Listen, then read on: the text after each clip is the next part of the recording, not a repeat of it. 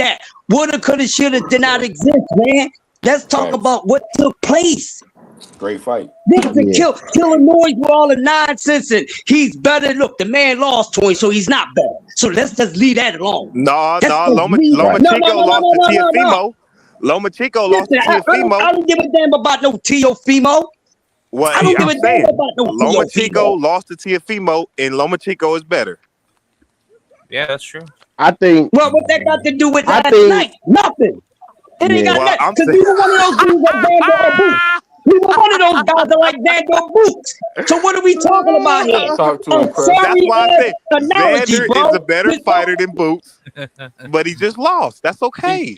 Well, stick to that. He just lost, bro. We not talking about who's better. We talking about who won and who lost. I'm talking about who's better. That didn't exist last night. He ain't better. That didn't exist last night. So I'm not trying to hear that. Not right now. If he was better, he would have won last night. I'm not trying to hear none of that. Here you go with the excuses. Here y'all go with the excuses. If he was better, he would have won last night. No excuses. He's a baby. Xander's a baby, man. I don't want to hear none of that. He lost to the man, so he's not better than him. Xander too young, man. I don't want to hear none of that. I don't want to hear none of that. He is too young, man. None of that. There's no excuses. Xander's a bad boy, and he lost the guy. Boots, that's all that had. He's too young, shit, and all that. It was motherfuckers younger than him that had belts and shit. How old was Ali? How old was Tyson and all that shit? What y'all talking about, man? Talk boxing reality, not this bull crap. Real quick, guys. We can't do that because when we go ahead and say, "Oh, Xander too young," that's why I knew people were. We can't do that, bro. Yeah, because I'm not like that's too young. Xander a bad motherfucker, man. He been a bad motherfucker. He gonna be a bad motherfucker. That was a great fight. That was a great fight. Too young, man. He's too young. No, bro. That man did damn good. Xander hurt Boots more than we ever seen Boots hurt in our life. We never seen nobody make Boots look like that, bro. And he's a baby. That's what. Right, but he's not better. Hey, look. Bro, but you can't be saying he's that, got bro. 23. He's got 23 fights. That was his one at a time, y'all. That was his 24th fight last time. Yeah, he's not a young, exactly. I'll just that's a lot of fights, right, Tommy? I'll say this and I'll land my plane. Boots is a good fighter. You can't say Xander is a baby. Xander started boxing and professionally at 16 years old. He's been Xander fighting is a for baby. a while. He experienced though. I can't say he is a better baby. He experienced though. Oh no, he's not a baby. He's a grown man who was a unified champion. He's a grown man who was a unified champion. For sure. Yet. He legit. He legit. He legit. Now he legit. He's legit. He legit for sure. Whether you believe he has his grown man strength or not, the man was a unified champion, the only unified champion at 154 pounds. The man is not a baby. He's a grown man that knows how to fight. He's not as experienced as Jaron Boots, but he is not a baby. He's fought a baby, lot of tough individuals. He fought a lot of tough individuals in his career. If you look it up on any website and you ask, when is a boxer's physical prime? It'll tell you between like 26 and 30, brother. I don't care nothing about 23. That. I don't care nothing about that. Everybody different. Okay, you can't care about it, but it's a fact. It's a fact. The man still was okay. The man, did the man lose any fights prior to fighting Boots? No. Was the man unified champion? He was. Yes. Okay, so Xander a bad motherfucker, man. Somebody had to fight him. You saying he's a baby? He has to defend the titles. Shout out to Xander for fighting him. And he the big dog. He fought who they wouldn't fight, but he was too young. That's a fact. He was not too young. If he was too young, he wouldn't have been. If he was too young, he wouldn't have been a unified champion. He was too young. He was too young for that kind of fight. He was too young for that fight. No, you're never. If you are the champion, hold up. If you are the champion, you are not too young to fight at the top level. You are the champion. You're not too young. It still don't take away the fact it's a little too early. It still don't take away the fact it's a little too early. How can it be too early when he was the champion? He wasn't fighting for. Well, I'll just say this. He was not fighting for Boots. And Give Xander asked Xander a for the few more smoke. years, If and I'm when Xander mistaken, becomes Xander champion asked for at the smoke. 160, Boots It would make rematch him. sense, but it would make sense if he was fighting for Boots' title, but Boots was fighting for his title. We having the wrong Boots was fighting for conversation right now, man. We having the wrong conversation right now. They We don't want having to the wrong acknowledge the conversation right now. truth. They just don't I want to think acknowledge no, the truth. look, no, bro. I don't think I'm disagreeing with you. I'm agreeing with D Free, but for a different reason, right, bro? I'm disagreeing with you because I'm talking like the fighter that Boots is. Xander is never going to beat. Xander is not capable of doing the stuff that Yes, Boots he can do in the can. ring. He could beat That's that dude. He no, could he beat that. can't. Xander is, Yeah, he hey, can. bro. Xander is damn good, bro. He's damn. He's. I think he's more athletic than people give him credit for. I think he can box his ass off. Again, I think he should have boxed more last night instead of bang. But I think he can box his ass off, bro. But he can like he would never be if you They need a you rematch just at 160. They need a rematch at 160. I think Xander, when he get 26, 27, and he fight Boots in a little bit, I think Xander can beat Boots. Absolutely. Yeah, plus they Xander so you is saying Absolutely. in like 3 years? So you Trying saying to in 3 years? In bigger three trying to fighter. years, age he Saying in could three beat that years? dude. he's trying to age Boots right now. He could beat that they dude 27. in they a couple may years. He can scale better at the larger weight classes. Oh man, you are extreme. they 29 right may now. rematch Yeah, at 160. They may rematch down the line from now, but at this current moment, he's not a better fighter. You saying he can't Xander fuck with him. Zayas Yeah, has he can't. you saying Xander Zayas has Xander a Zayas higher took on a good ceiling. challenge, and he urged to be Xander the best. Zayas is who he is. That's what Xander Zayas has always been as a He a fighter. damn good He's fighter, got bro. he And he got better He's a at his pure skill boxer, level. He semi got puncher. better at his skill level, but what you see with Xander Zayas is what you see with Xander Zayas. He's gotten No, better no, no, no, at no, yeah. no, no, no, no. D free. I can't agree with you about hold that Yeah, on. yeah, either. that's bullshit. That's bullshit. Big Let me dog. finish. Asking y'all. I'm not asking y'all to agree. I've been watching Xander Zayas since he first fought as a pro. Maybe me and Thomas might have been the only ones because me and Thomas is Puerto Rican. So we Uh might have been the only ones uh that uh watched his uh first fight. But at the uh end of the uh day, if you watch Xander Zayas' very first fight and you watch the fight that he just fought last night, he fight the exact same way in every fight. He's gotten better at his Wasn't skill even level. fighting But like that versus that, LaBaz. I no, would. but Hey, D Free. that is his skill Oh level. no, That's but his skill level. Xander actually used to like last night wasn't as of late. It's been an anomaly because he been boxing like y'all said laterally and shit. Now as his maturation, but when he first started, he was a puncher, quote unquote, like a come forward, walk you down punch guy. He reverted back to that last night against Boots when I think he should have brought the other guy to the ring, the lateral Okay, movement. what is Yeah, just he a should have. He on? should have Hold used on. his. What is just an onslaught? He just got. Man, Boots just whelmed on him. Now There's Xander, nothing he can do.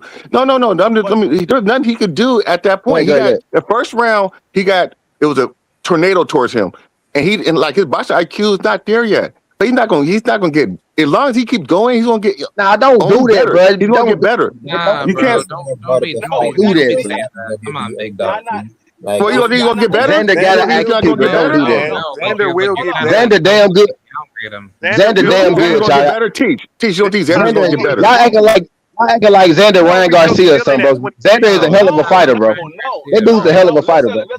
listen what I'm Xander saying. has improved a Xander lot. Zayas, He's gonna be better. his ring IQ will get better. His skill set is what his skill set is. He's No, he not can going to get better. change his skill set. He's He not. can get No, better at you his skill can. set. Oh, hold on, man. Stop talking while I'm talking. Hold on. You can get better at your skill set. He's not going to change what he does. He can get better at it. That comes with experience. That comes with practice. The same way if a person is a three-point shooter, he's a three-point shooter. He's going to get better at being a three-point shooter. His percentage is going to go up the more shots that he practices on. Xander Zayas is what he is. He's not going to be a type of fighter like Jaron Ennis is. Jaron Ennis is a different type of Yeah, fighter. You saying I'm you not trying to saying yep, he's yep. say the Yeah, he same doesn't. fighter He as doesn't him. He need to gonna be. be That's what I'm himself, saying, but he gonna be and better. that's what I'm saying. Here. I don't know why you guys don't think he's gonna get any better. I mean, I don't understand where you No, guys are coming from. I think he No, will. we not saying he's not gonna get better, big dog. What we saying is not Booth has saying a completely different skill set. Like Oh, I'm he not got comparing more him to Booth. weapons. I'm not why comparing He him to y'all got Booth. more. why Now Why? that's what That's we. not. why y'all Now that's the why conversation. y'all not That's the why conversation that y'all we not having comparing though, big dog. Oh, okay. My fault. We Okay. yeah, we yeah, having. Wait, yeah, well, Is he? I'm not saying I'm not saying he's not going to get better. He's going to get better with experience. You're going to get better, but he's still going to be the same type of fighter that he is. That's Bro, his that makes skill no set. sense. You're not making sense with Boots that. got more weapons. What I'm saying Boots is got this. more weapons in the bag. What I'm saying No, is this. He got more weapons. Don't try to strong arm my argument. What I'm saying is this. In 3 years, with more experience, after having this fight, after getting bigger, getting stronger, getting more knowledge, he's going to be a different fighter than what we seen yesterday. Don't say Of nothing about course. his skill. Of course he's going to be a different better fighter. fighter. On top of that, his So is training Boots regimen though, will get nigga. better. So is Boots. What are you saying? Boots reached the Boots ceiling. gonna be That's it. bigger. Boots No, can that's get it. bigger. Boots, Your I mean, argument well, goes you for can't say he both reached his sides, bro. ceiling. You can't. Boots Hold on, hold on, hold on, bro. Hold on, bro. You can't say that Hold on, about bro. he reached his ceiling. That's not true. Hold on, man. Boots reached his ceiling. Bro, No, he Boots ain't didn't. even pulled all the tools out the bag yet. Because he ain't mentally good like that. Mentally, he ain't that Bro, good. Boots is Man, walking you people just down. hating, bro. Mentally, he ain't Yeah, that good. that Boots sounds is like some walking. hate right there. Bro, Boots is Mentally, walking he people ain't that down. good. So his Hold on, potential is kind of like a little bit. Mentally. Hold up. You Boots is said walking people Boost down, has bro. That's what he doing. you said Boost has reached his Based off ceiling. of Yeah. favorable. But based what most people say, they say Boost hasn't fought anybody. So if Boost hasn't fought Boots just walked anybody, down. no, Boots in his listen to what I'm prime, saying. D Free. No, Boots just Boots. hold up. Based off of what y'all saying, you saying you get better with experience. You get better with better opposition. If you saying Boost hasn't fought anybody, well, if he fights better fighters, that means he's going to get better. So he couldn't have reached the ceiling if he hasn't fought anybody yet. No, but he's 29 years old. He's in his physical prime. D Free, he's saying that because he's just saying it, man. He's like he can't. Yeah, He That don't don't try make to sense, argue though. that. Don't argue that shit, Hey Boots guys, is real in his quick, guys. physical prime, is he not? dude. No, Bro, He's Boots that's not has even. many weapons. Bro, that dude got hella weapons, bro. That's all I'm saying. That Guys, dude got hella weapons that he No, I ain't don't even using understand all this. his weapons yet. You got many. what you guys, telling me? It's not guys. about. It's, Real quick, let me What you just say said? something. Hold on, D3. I'm Go ahead. sorry. Go I ahead. gotta bounce. I gotta do this radio show in a little bit. okay, So okay. D3 intro. I'll control the chat. And if anybody want to come up, I'll drop the link again. You guys can keep going and going. D3, you end it when you end it. If I finish in All right. time, I'll come back. You know what I'm saying? But you in control, D3. And then guys, be respectful. Let everybody talk. This is a great conversation. Good debate. We had a great fight last night. I appreciate everybody coming up. And continue cooking, but just show respect, for everybody else. You feel me? So Yeah. All right, Tommy. All right. Yeah, peace out, Thomas. All right, T. This is what I gotta understand. So when you in your prime, you're saying you can't get better because you in your prime. That's what you're telling me?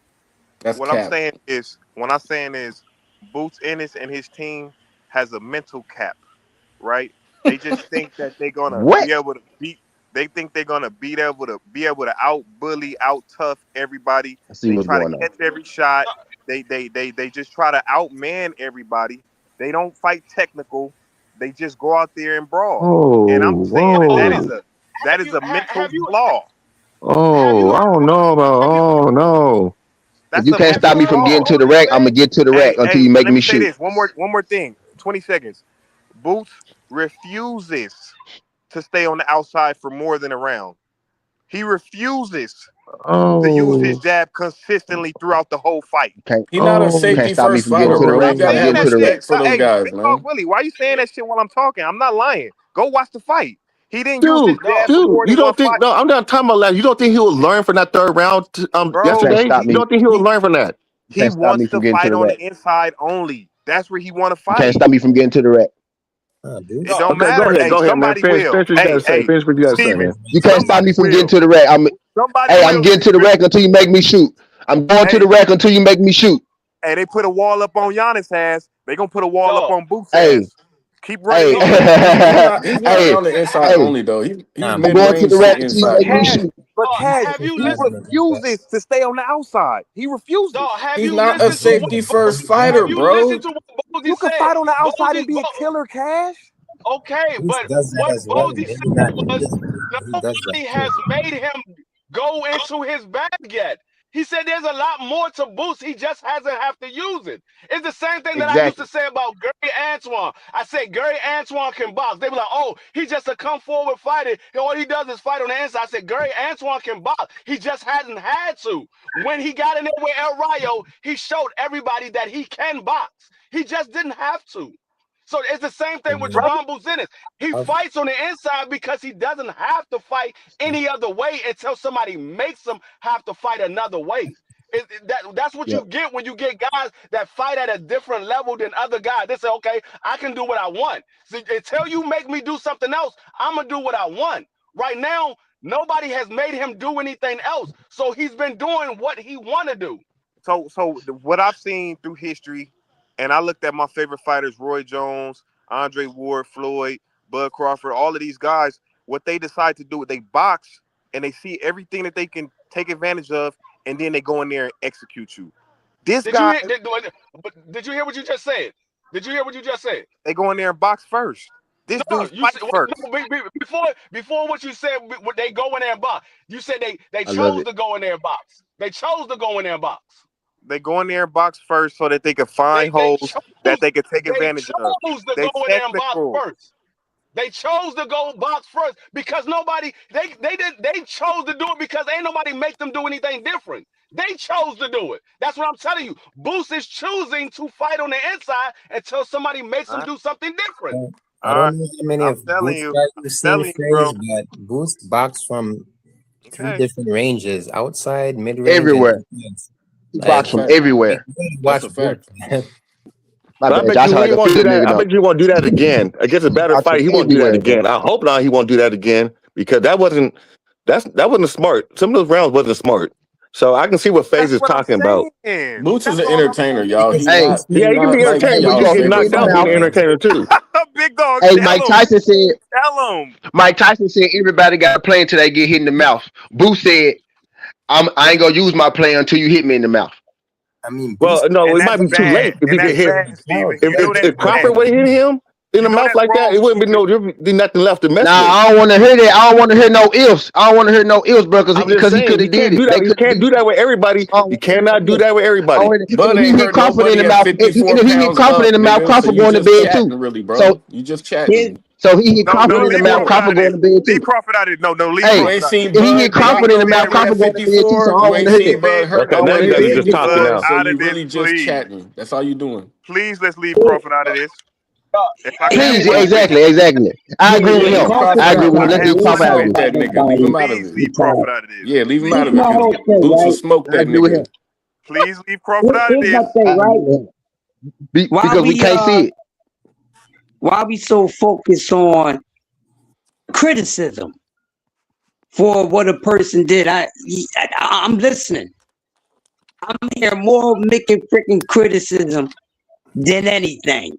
And this is what's wrong with boxing. Crush. Talking real time. Before you cook on this, Crush, it's the expectations. Everybody putting on him and he putting on himself, saying all the Hall of Famers is easy work. It's him. He brought it on himself, Crush. That's all I'm saying to you, brother. Go ahead, cook. He brought it on himself. Bud said he gonna knock him the fuck out. Let me finish. Now Bud said he gonna knock him the fuck out. Listen, Bud started. I don't listen. Let me finish, y'all. I don't give a damn about what Bud Crawford is saying. He's retired. I don't give a damn about what he's saying. He can give me 5 mics with a couple bars. I don't care about no retired fighter. The thing is this, right? Every fighter puts this ish and criticism on themselves. He ain't the first, and he damn sure ain't gonna be the last. He ain't the only one right now. Because there's a lot of fighters beat that criticism on themselves. Look at all the inactive ones. They ain't doing a goddamn thing. I'm concentrating on who's doing what and what they did. The man won the damn fight. No matter what the hell he didn't do right, he did enough to win the fight. That's all that matters. Everything else does not matter. Because we ain't the corner. He won the fight. So he did enough with all his making freaking flaws, ladies and gentlemen. He won the fight. Keep it there. What could have, should have, and what will happen next don't exist. Until it does exist, Let's stay away from it because it's messing up a good conversation. Both men have flaws. Yeah. Both of them. So we don't need to be, just because you're not a fan of Boots, right now be a fan of goddamn boxing. I don't give a damn about that. I want boxing talk. I don't care who you're a fan of. I'm talking about boxing and who's involved. Not from a fan standpoint because I fell in love with the sport from the sport. I didn't know about the fighters until after I watched the damn sport. You hear me? It's a big difference. We're not going to keep doing this, man. For MF for one, he won. So all what he fell short of don't exist because it wasn't enough shortcomings for the motherfucker to lose the fight. It's up to the other person to take advantage of those shortcomings. Xander Zayas is going to be a future Hall of Famer. He just wasn't able to do it last night. Do that make That's part of his Xander Hall of any Fame less career. better than what the fuck he is? No, it don't. His age don't matter. He wouldn't have got there if he was too young. Ali wouldn't have fought Liston if he was too goddamn young. And then this goes on. So get out of here with that age stuff. Age don't matter right now. This is a gladiator sport. And y'all up here sitting there, this is age and age and this, that, and other. Well, if that was the case, then old ass men like Bernard Hopkins shouldn't have been running the goddamn clinic on a goddamn fucking weight class for a decade. George Foreman shouldn't have been able to do what the fuck he did at his goddamn age. So right now, when it comes to a gladiator sport, age don't matter. The age of your experience, your skill set, and your will to conquer and execute your plan is what matters. So get up on out of here with this milk and cookie talk and all this goddamn activity table talk. Oh, he was too young. Shut up. You're too old to be sounding like that.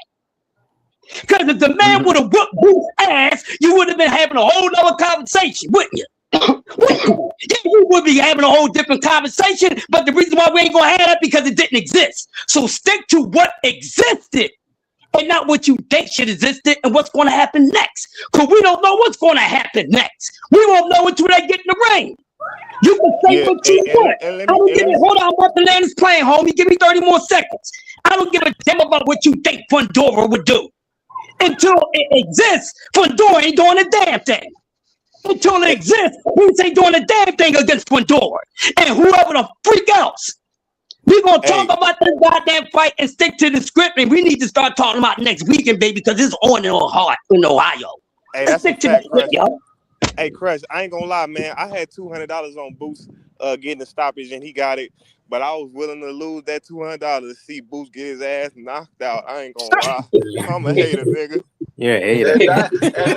Yeah. He be honest. He be honest, baby. You the good type of hater. You the good type of hater, though. You the good type of hater. You acknowledge. Oh, shit. You acknowledge. You hate Boots like I hate Tank. Right now. That's the reason why you're saying everything you're saying right now, because you wanted. Yeah, he can acknowledge, but not he the good type of hater though, because he can acknowledge that he hate. Because you see, he just told like I'm a hater, bro. I'm a hater. You see, I'm a hater. So he I was willing to take that $200 loss just to see his ass getting knocked out in that third round. I got fights like that on with too. I got fights like that on with. Hey, I was nervous though. I was nervous about that though. I was rooting. But you don't hate nobody bad though. You notice that like you don't hate nobody sorry. Like you don't hate on you don't hate on sorry people. You ain't never hated nobody. You never hated nobody sorry at nothing. You know what I mean? No, yeah, like I said, I was rooting for Xander Zayas because fighters get hate. Puerto Rican. I wanted Xander Zayas to win, but I knew that Jaron Ennis is a much better fighter than Xander Zayas. That's why I picked a 7th round knockout, and I said that 2 weeks ago. I said Jaron Ennis is going to knock him out in the 7th round, and I said it wasn't going to be a knockout. His corner's going to stop it. They're not going to let him get beat up like that, and that's exactly what happened. His corner stopped that fight. They were like, "No, he's taking too much punishment. We're not letting this young kid get beat up like that." No, that was unnecessary. Yeah. He got a long career left. Yep. We're not going to let him get beat up. Jaron Ennis is a different breed. We know it was a tough fight going in here, but we have faith in him, and he just wasn't good enough. So we're going to save him for the next time. It is what it is. I know one thing. Whoever's Xander fight next, he going to kill him. This is just nothing but to to spark him up some more because he is damn good. That's why nobody should be upset about if Xander lost. He lost to Bruce Ennis. And for the haters, the Crash. reality is this. Hey, Crash, I got a quick question. Him going up to 160, he's going to run 160 by himself. It's going to be him and nobody else. So you got that Jesus Ramos up there now. Yeah, I think at 160 he runs a gambit up there. Nah, a dumbass just went up there too, or he Big Dog Willie? I think he could beat up everybody up there. Everybody. Yo-Yo. At 160, Yeah. I don't know about Yo-Yo. You got Yo-Yo. Hey, Yo-Yo a bad motherfucker, but I want to see You got a couple guys up there 160. It's a couple guys up there.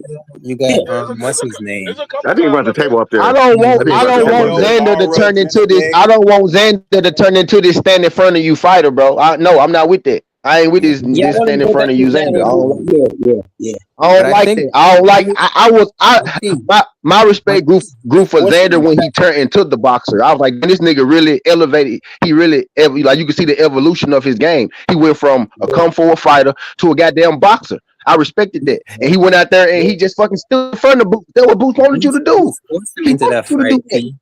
Like Xander tried to. And by stood in front of him, I mean he traded with him. That's what I mean. I don't mean he was a punching bag. He traded with him. You know what I'm saying? He traded with him. He's like, I'm gonna go punch for punch with. No, you never go punch for punch. You see that? Go head up with him. He tried to go head up with him, and that was a mistake. Yeah, laterally he couldn't. Because I don't think he should. Like you gotta frustrate Boots, man. You gotta frustrate Boots with moves. Make him miss you. You gotta make Boots miss you. That's how you. At least that's how I would approach it, right? That's how. Just for me looking on the outside in, I think that's how you frustrate Boots. Make him miss you. Not trade with him because he's gonna be faster than you. He's twitchier than you. You right? Yeah, most people. Anyway, so he now this is how you beat Boots. I think Xander took that approach because leading up to the fight, he kept saying he's not going to let Boots have. He delivered, bro. Yeah. And so when he delivered. came he in, delivered. he tried to give him something different. Yep. He said, "Okay, I told him I wasn't going to stand in front of him. Now I'm gonna stand in front of him." He delivered. Yeah. And you know what you. My fault for it. Or whatever. Boots said, "I'm gonna be ready for whatever he brings," and Boots was ready. Yeah. You're not finna beat Boots. You're not finna beat Boots trying to run from him for 12 rounds. You got to be willing to punch with him sometimes. So not run from him. You know what I'm saying? But pick your. Go ahead. No, Devin Haney might give him something. So man, Devin get beat the fuck up in 3 rounds. Cut it out. Yeah. This is what you got to do. If he don't knock, one thing. And then if y'all listening, y'all listening good. Not hear anybody repeat it. Y'all got it right here. Here's the thing. There's a few things you can neutralize on Boots Ennis. But you know what the main thing you need to control? His speed. If you got perfect timing and can take and you can control his speed, he's gonna have to use his head a little more. Like this is my guy, and I'm telling you what the weakness is. I talk boxing. He gets in there with a guy that can neutralize his speed and deal with it. Oh. It's gonna make him have to use his thinker. Also, it's gonna make him have to sit down more. And then he likes to gamble.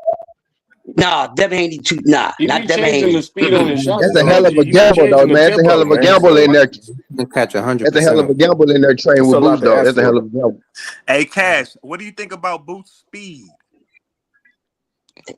He got great speed. He be changing the speeds on his shots. So he got tempo changes. That dude cold, man. Yeah, he cold. Yeah.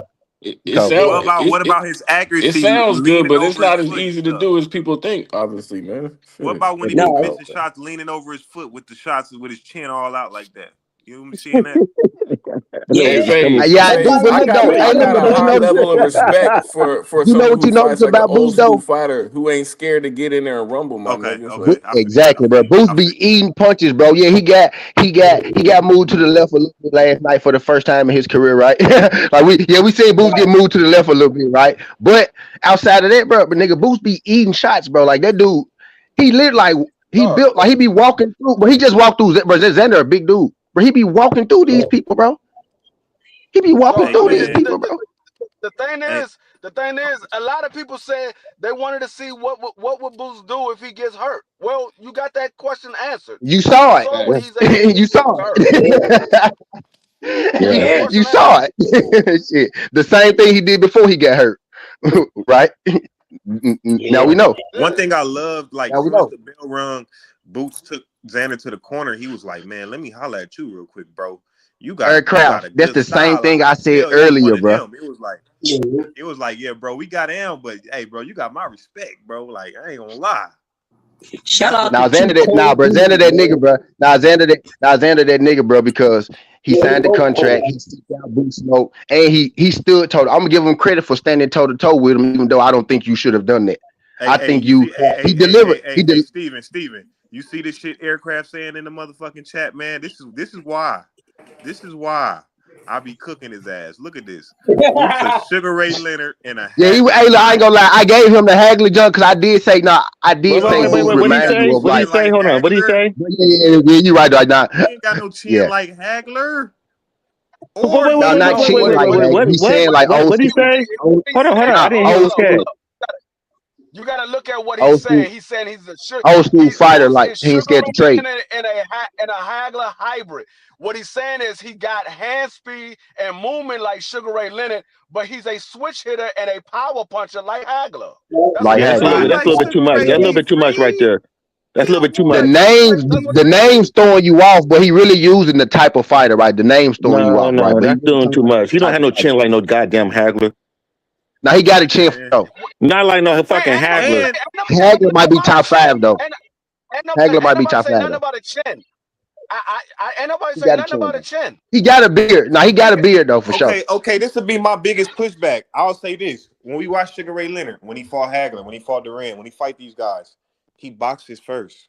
He don't just go out there and get hit and fucked up in the beginning of the fight, bro. Box. He boxed. Okay, but that's Sugar.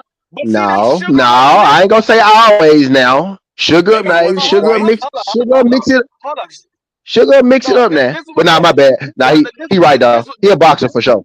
He a boxer for sure. No, this is what you gotta understand. You're talking about two different people. Sugar Ray Leonard is Sugar Ray Leonard. Jaron Ennis is Jaron Ennis. What he choose to do is what he choose to do. What Sugar choose to do is what Sugar choose to do. You saying, oh, see, Sugar Ray Leonard box first before he made the comparison, D-Free. I didn't make the Sugar Ray comparison, bro. No. What you're saying, you're comparing what Sugar Ray Leonard did versus what Jaron Ennis did. Sugar Ray Leonard, he chose to box. That's what he chose to do. Yeah. Jaron Ennis chose to fight in the pocket. That's what he chose to do. Those are two different people. So they're not different. And Sugar will fight in the pocket too, though. Like that's a misconception about Sugar too, because Sugar will fight you in the inside, though. I just seen That's a bad comparison. That's a really bad comparison, though. Very bad comparison. Let's just. I get you saying, like, yeah, like I get you saying in a sense, yeah. It's the wrong names, but he talking about the style of fight is what he's saying. No, like, he talking about the style. Fight. No. But see, like I said, he was talking about the boxing ability and the hand speed. And hand speed. He was talking about he's nowhere near boxing ability that Hagler has. Yeah, he's not nearly boxing ability of Sugar Ray Leonard. No. Nowhere near close. No. Not even in the atmosphere of boxing ability. And Sugar Ray's faster too. Sugar Ray. Are y'all crazy? Are y'all crazy? What? Because nobody said he boxed like Sugar. We said he has boxing ability, like Sugar Ray Leonard had boxing ability. I didn't say he boxed like Sugar. What the fuck? Okay. I ain't nobody say he boxed like Sugar. D-Free, you take every word, every comparison, and then you try to strong arm it into a just to come out right on the same. No, he just said no. He don't. Well, he don't box like. He said he don't box like That Sugar. nigga said strong arm. I didn't say he did box what, like Sugar. What I'm saying, if you say you box like somebody, then I'm envisioning you boxing like anybody. I didn't say he boxed like anybody. I said he has boxing ability like Sugar. Everybody has boxing ability. Everybody has boxing ability. No, that's so vague, bro. No, everybody don't. No, everybody don't. Pitbull Cruz do not have boxing ability. Okay, Cuello got boxing ability like Sugar Ray Leonard. Okay. You that's what we saying? No, he does not. No, he don't. Okay. No, he don't. Okay.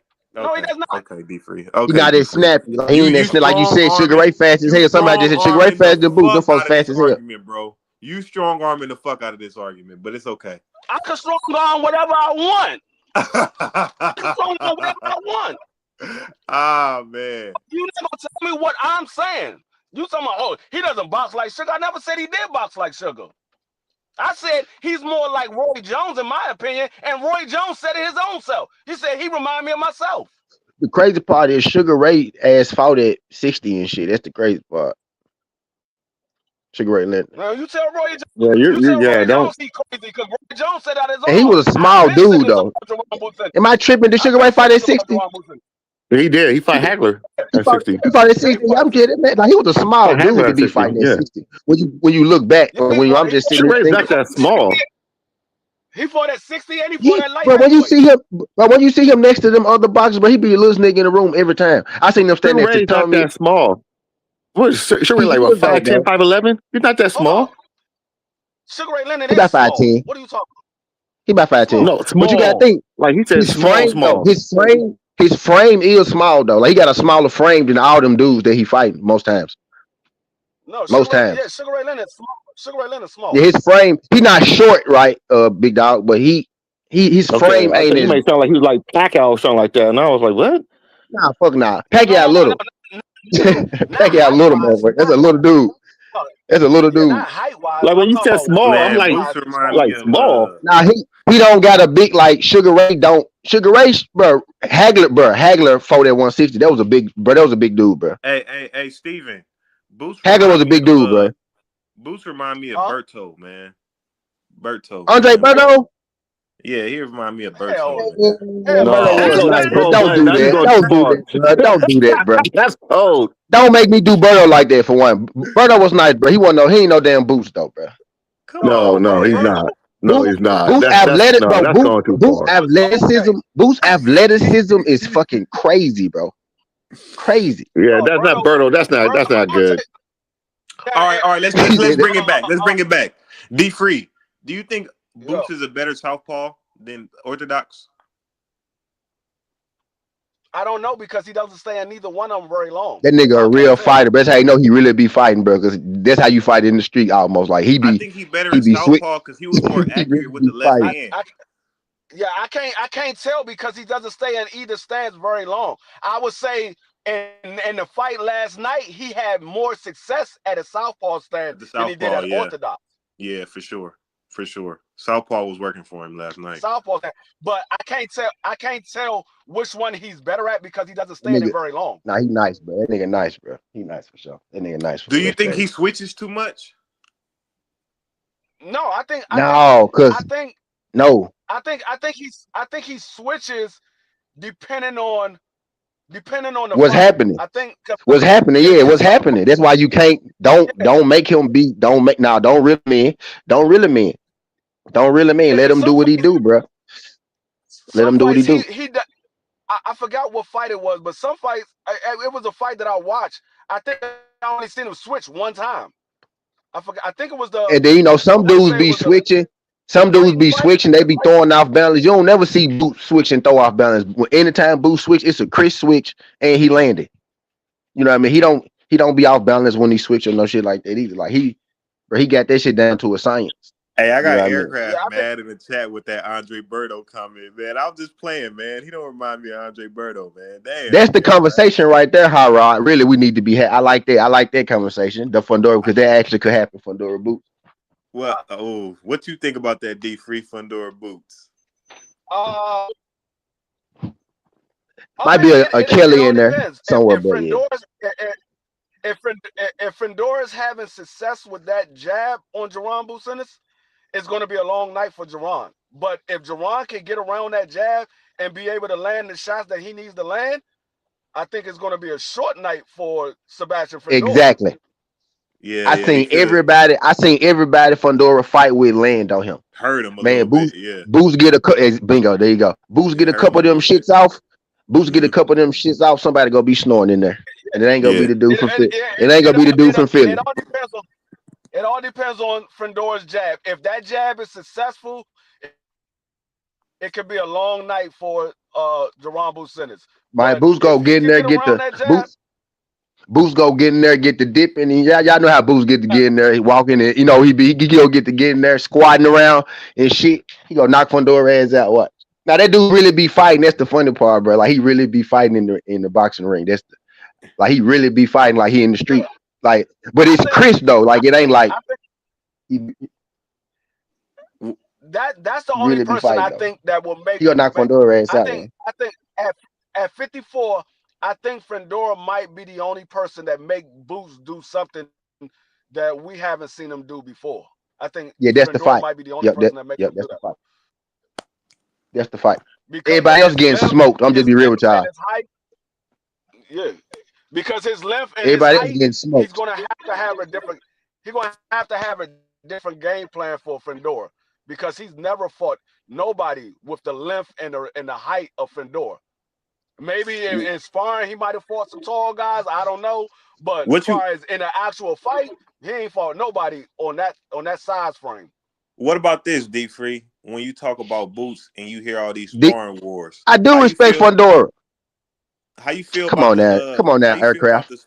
How you feel about the Huh? sparring wars at this point in his career with Boots? What Boots sparring having all wars? these sparring wars we keep hearing about. I mean, He sparring is used to have sparring. he It doesn't make a difference. I mean, I've heard about a lot of people sparring wars, but sparring is sparring. That doesn't matter. What matters is what happened when the lights cut on. I don't care nothing about sparring. I mean, yeah, you might get paid to spar with somebody, but that's not where you What get about your your wins and chin? losses from. You think it break your chin Because down a little bit? if you're taking a lot of have on beating in him. sparring, if Yeah. you're taking beating like James Toney, he got ruined from so much sparring that he did. He took a lot of shots in sparring because he would spar all the time.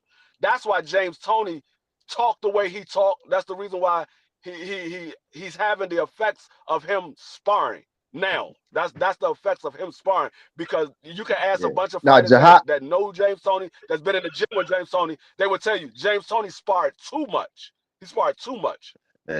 Jahad Tucker said the aircraft. Jahad Tucker said only a certain type of person even spar Boots is he only can get a certain type of sparring anyway because you got to be a certain type of person to even get in there with him for that reason. Hey, Jahai But Tucker looked good yesterday, he man. did, bro, especially for the opponent he fought. A lot of people don't even know, but that was a good ass opponent he fought last night, Nah, bro. You know what I mean? I Of wouldn't course you go get hit. say he look. I wouldn't Of say he course you looked go. good. I wouldn't say he looked. Go ahead. I wouldn't say he looked good. I would say he did what he was supposed to do. I give him that. He did what he was supposed to do, but I wouldn't say he looked good because that at the end of that daggone fight, he didn't look good. So I can't say he Nah, looked good because because at Sandino, that fight he didn't look good. Sandino got cracks. Know what I'm saying? That dude could put. Know what I'm saying, bro? That dude could That's what I'm punch, saying. bro. Like that was a real fighter. That hey, Well, a lesser man would have been sleep. A lesser man would have been sleep. And I went I'm up gonna to say it like the like sixth this: round, and I thought Salino Jahai Tucker. lost that fight. Salino lost that fight. If he would have continued to the body, he probably would have stopped Jahai Tucker. He He stopped couldn't, going to the man. body He with that. couldn't. Cause Jahad Huh? got that little Philly. He got that Philly shell, bro. He got them angles, bro. He be leaning, he be rocking, bro. He got that weave and shit. He unorthodox. He hard as hell It to stopped going. fight too. He got a lot of the shit that Boost got, but he don't got the power. You get what I'm saying? He got a lot of other stuff that Boost have possess, but he don't got the power Boost got. He stopped going to his body. You go back and look at the fight. When he hurt Jahai Tucker, he stopped going to Do the you body. know He started headhunting.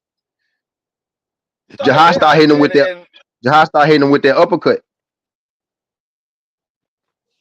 I mean, whether he hit him with the uppercut or not, the man still you disguise. You go up top, then you go down to the body. You go up top, you go down to the body. You go down to the body, you go up top. Switch it up. He was Don't cracking. just He was go cracking straight on. to the head. Yeah. That man, he just went straight to his head. That's why Jahai Tucker was all busted up because he took a bunch of face Yeah. shots. He got hit in the face a lot. He ate them That's why I motherfuckers too. say I fuck with Jahad. that's why I say I wouldn't say that he looked good. He did what he was supposed to do to win. And And that's what, and with a fight, you got to stay busy, because if you just try to fight his style of Hey, fighting, you're gonna either get knocked out or you're gonna lose the I fight. was just about So to he say stayed something like busy. that, He D let his Free. hands go. Hey, if Yeah, you would have stay said busy. He let his hands Sandino, go. But my bad. Now go ahead and finish your statement. My bad. Mhm. My bad. Finish your Go statement. ahead. Go ahead. Now I was saying if you would have said Sandino was gonna land that many clean shots on Jahab before that fight, nigga, even I would have told you Jahab probably go get knocked out. But that man, I like mean, that man, I picked Salino for the knockout. I picked him for the you knockout because I did. knew he was going to land. Yeah, I picked him for the knockout because I knew he was going to land, because I know that I know how Jahad Tucker fight. His defense is not that great, and he takes a lot of headshots. So I was like, okay, what I did learn a bit, because he took a lot of clean shots, and he wasn't getting wobbled. He wasn't getting hurt from the headshot. He got hurt from the body. He didn't get hurt from the head. Yeah. He got hurt from the body. So I get that, because that's what I thought. I thought, dude is a big puncher. He hits Jahad Tucker with these shots. Eventually, he gonna knock Jahad Tucker out. So I picked Salino for the knockout. It just so happened Jahad Tucker got a beard on him. Yeah, dog. Yeah, dog. I was like, hell yeah, bro. Nah, fuck with that. Those a big win for Jahad. Those a big win. And both them dudes young as hell. Those a big win. Jahad stay, but Jahad be fighting, bro. Jahad done fought some motherfuckers to only be like 23. He got the right resume. I think he gonna be a champ, bro, because he got the right resume. He got the resume over champ. Erickson Lubin do too, but he never became a champ. So it do happen like that sometimes, right? But Somebody, uh I think it was KG. It was KG that said it. He said, I think it might have been somebody else. They said they wanted to see Jahad Tucker versus Xander at 160. I was like, no. Jahad Tucker gets beat up against nah, Jahad Tucker not gets beat up Xander. against Xander. Nah, Xander finna go to He 68. get beat up. he Yeah, get beat nah, up not against Xander. Xander. Nah, not Xander. Nah, not Xander at But I mean, it's 160.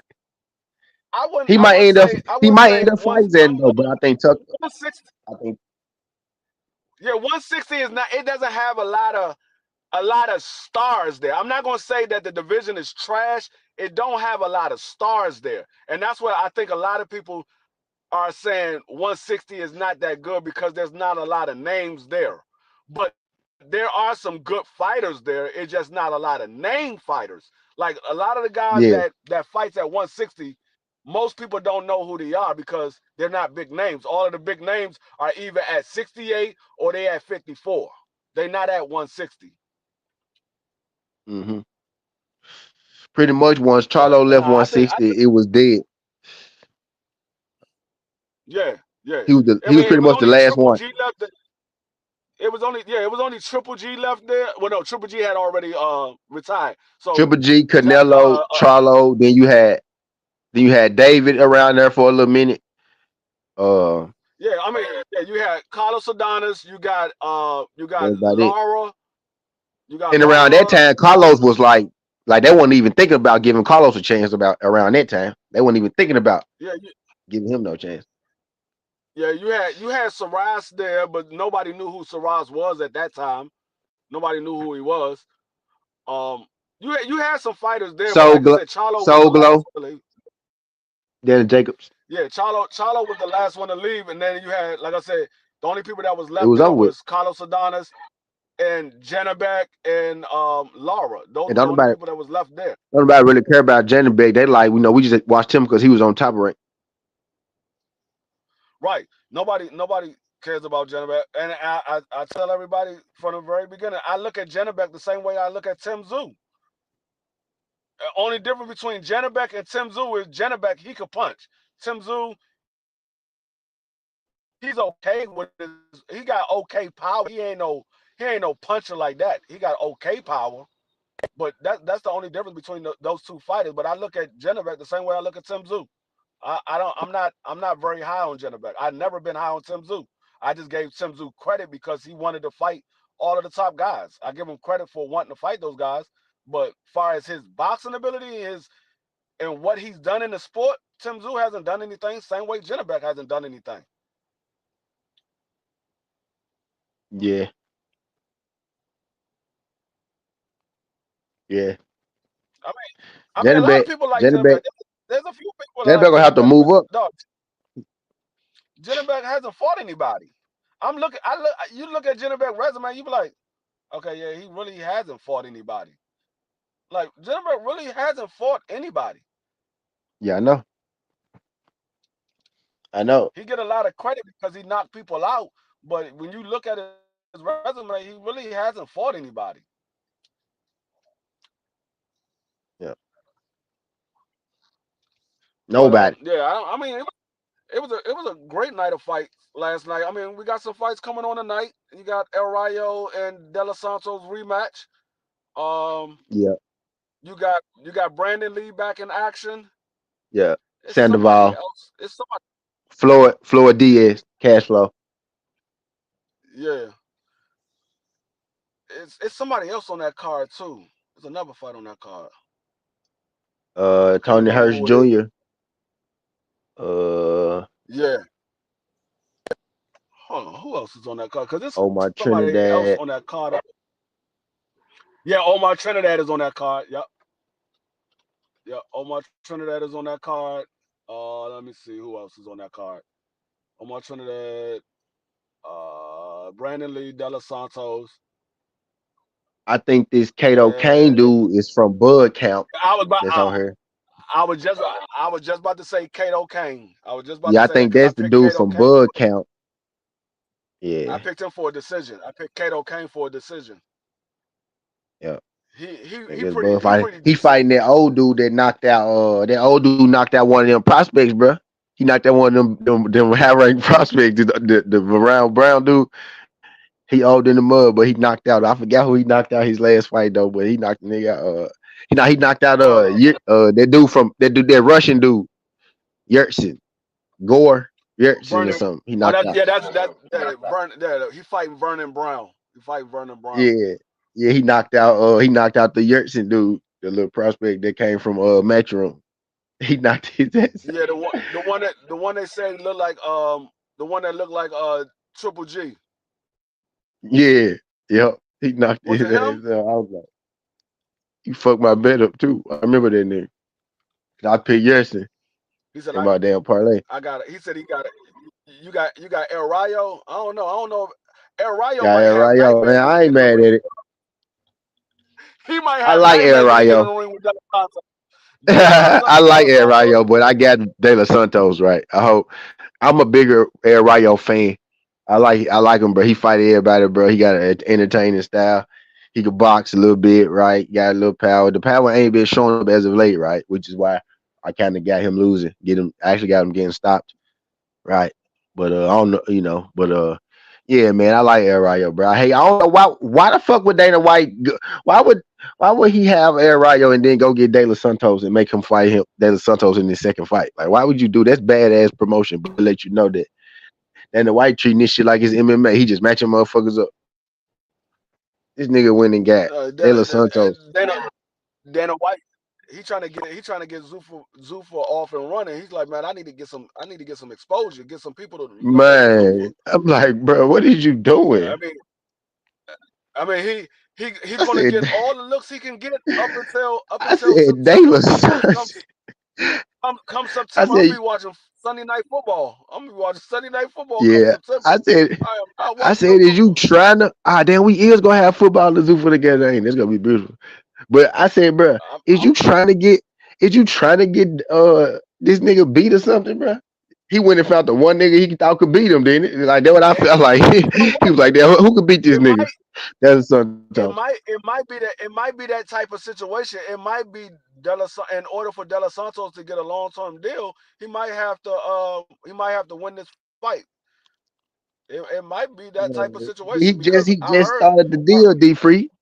He just started the deal. that's It's his second fight. no, I'm not talking about El Rayo. I'm talking about De Los Santos. Dana trying to sign. Oh, Santos. Yeah. Okay. Dana trying to sign Rayo De Los for the Santos. cheap on the real. That's what he trying to do with Rayo, ain't it? Trying to sign him for the cheap on the real. He could be like, yeah, you took a Yeah, loss to I De mean, Los Santos now, so he because could be like, they only got one Zoop. they only got one Zuffa champion. That's Ja. That's the only What Zuffa you saying? champion. So what are they doing about this daggone Zuffa, quote unquote Zuffa championship? They only got one champion, and he's Right a now, daggone yeah. cruiserweight. He a Yeah. cruiserweight. You gonna have everybody move up to cruiserweight and fight Ja? So I'm like, dang, when you gonna put another championship on the Now I'm line? thinking right. He gonna issue. I'm thinking he gonna issue the rest of the chance. He can go ahead and give Callum Wash one, right? Because we all know that shit coming, right? So you can start acting like he ain't gonna get one, right? So you can go and That make man his said. next fight. That man said, Go ahead. when we say one champion, we mean one champion. The champion is in the Right. He cruiserweight. Y'all want mean, the champion, y'all gotta move up there to fight him. he said, "Y'all thought we were talking about one champion per division. No, we talking about one Y'all one gotta move up the champion." cruiserweight and fight him. We said one champion. Oh shit! Not one champion per division. Just Ja Abataye, nigga. One champion. That nigga John gonna be knocking out high school students. Oh my god. The fuck will be like, hey, Aaron Rayo win this fight to get that photo. He be like, all right, you got Apataya. He gonna be like, what? You got Apataya.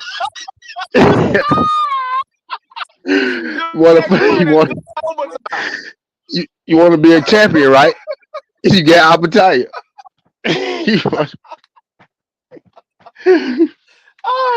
That would be nasty work. They were like, Ja Obatai is fighting for he's got his Super Championship on the line and his Ring Magazine Championship on the line.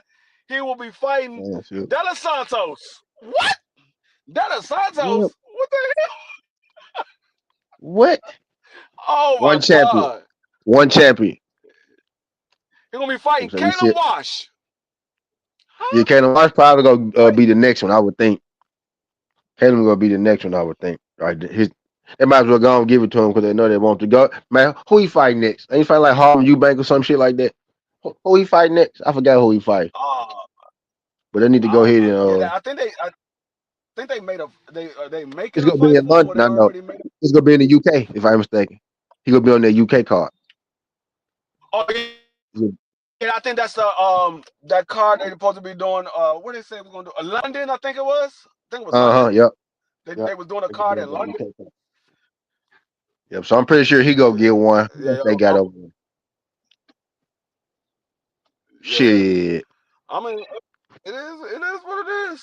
I mean, I don't know. I mean, Most of did the you time, like the did you like the Vargas fight against Mills? I knew he was gonna beat Mills the fuck up. So I mean, Mills wasn't gonna beat Vargas, right? He wasn't gonna beat Vargas. The pedigree Mills was, and the pedigree Vargas. Nah, he wasn't gonna beat him. And I had Vargas knockout, so I appreciate that Vargas. But Mills, I picked Vargas for a knockout as well. Mills wasn't gonna beat Vargas, bro. He a tough guy.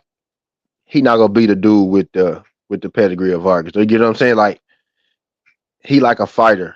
He built himself up and shit. You know what I mean? That was his Super Bowl. That was Mill's Super Bowl. You get what I'm saying? He did great to even get that fight and be co-main event on fucking Boots and Xander, right? But that what was Mill's. Everybody not gonna be the greatest fighter ever, right? You get what I'm saying? Like that was Mill's Super Bowl. You know what I mean?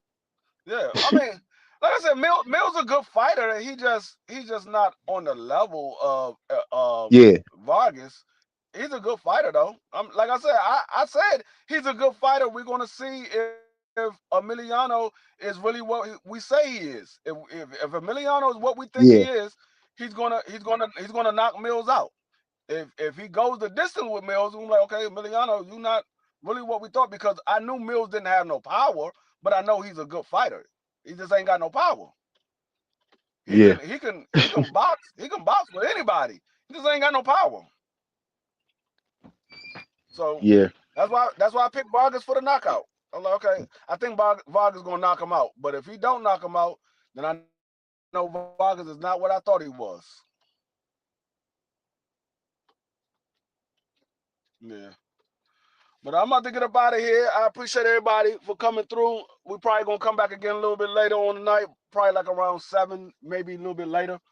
I appreciate everybody for coming through. Appreciate you jumping up here, T. All of the other fellas, FaZe, All right. Cash, Crush, Teach, Big Dog Willie. I appreciate all y'all for coming up here. TD Sports Talk. Make sure y'all subscribe if y'all not. Hit the like button, and we'll be back with another one. It's your boy D Free Sports Talk. We out. Peace.